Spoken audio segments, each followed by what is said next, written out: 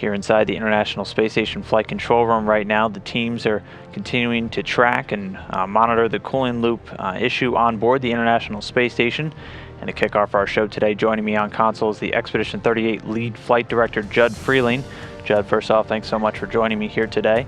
Now, we've been following along with this issue, and I know you and the team have been doing a lot of really creative stuff to try and get this loop back up to its nominal settings. What are just some of the things you guys have been doing over the last couple of days?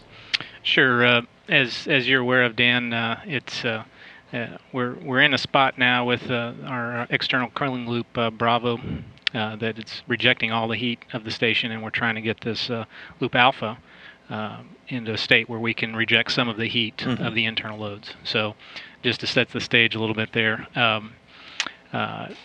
usually we operate with loop Alpha in a closed loop control mode. So we're unable to do that now. So sort of the efforts we're trying to do is kind of learn how to operate this loop in a kind of an open loop mode where we're using the controllers here on the ground to be the closed loop.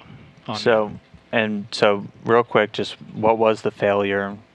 You know, it was with one of the valves actually inside the loop, correct? Right. So we have a pump module package assembly that's outside. That's the pump that flows all the ammonia throughout the external loops, and on that loop Alpha. And what failed was the regulation of where the hot and the warm ammonia go. Right. So we call that the flow control valve. And the flow control valve is now biased as such where we're only getting a lot of cold ammonia into the system, right? So that means that we've got an interface between the external ammonia system and the internal cooling system, which is an internal water loops that are cooled by water through what's called an interface heat exchanger. Okay. If we get the ammonia outside too cold, we are unable to integrate these interface heat exchangers with the internal loops because there's a risk of freezing the internal water loops, and if we freeze the internal water loops, that's a bad thing. Sounds like a much bigger problem. Right. It's what ends up happening is those interface heat exchangers have a really small. If you can think of a radiator on your car, real small fins and places where they connect, and if we freeze this, the water expands and would allow ammonia to come to the internal part of station, and that's a really bad thing for the astronauts. Avoid. And so what have the teams here in Mission Control been doing to try and get around this issue, get the loops back up to functioning to where they should be? Sure. So the external loop we're still like I said trying to use the team on the ground is kind of a closed loop control. By commanding manually. So we've tried to command manually the loops. We see the heat goes up, and we command little adjustments on a different valve, not this flow control valve, but a different valve that is regulating the cold ammonia that goes into the pump. So we kind of pinch off that valve a little bit, and that allows the loop to warm up, and then we open it up a little bit, and it allows the loop to cool down a bit.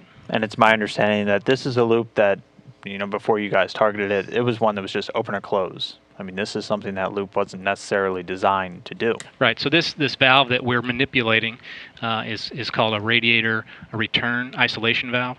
So as the name implies, it's an isolation valve, and so normally it would just be open or closed. Gotcha. So we're using this particular isolation valve in a manner that it wasn't originally designed to be used, and so there's a lot of finesse, and basically what we do is we start it at a known position, we tell it to drive, and then a number of seconds after it drives, we pull the power from the valve, so that fixes it in a certain spot.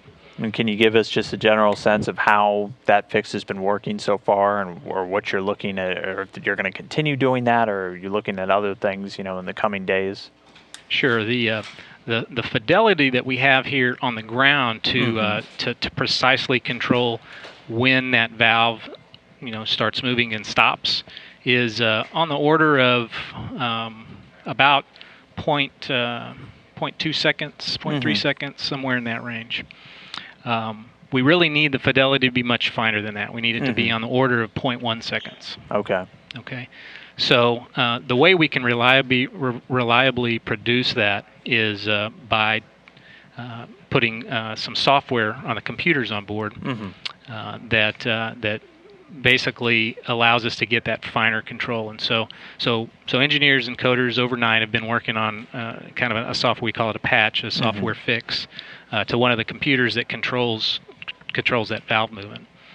And we've identified the code fix. We're testing it out right now, and hopefully by this afternoon we'll be able to uplink it to the vehicle and then start to again relearn how to manipulate that isolation valve such that we can control the temperatures of the external loop pretty reliably.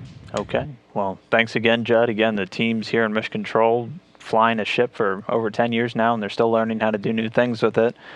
So we continue to follow along as you guys try and get that loop back into its nominal configuration. Really appreciate you coming on and giving us a quick update on where everything stands right now. Thanks, Judd. Sure. Thanks, Dan.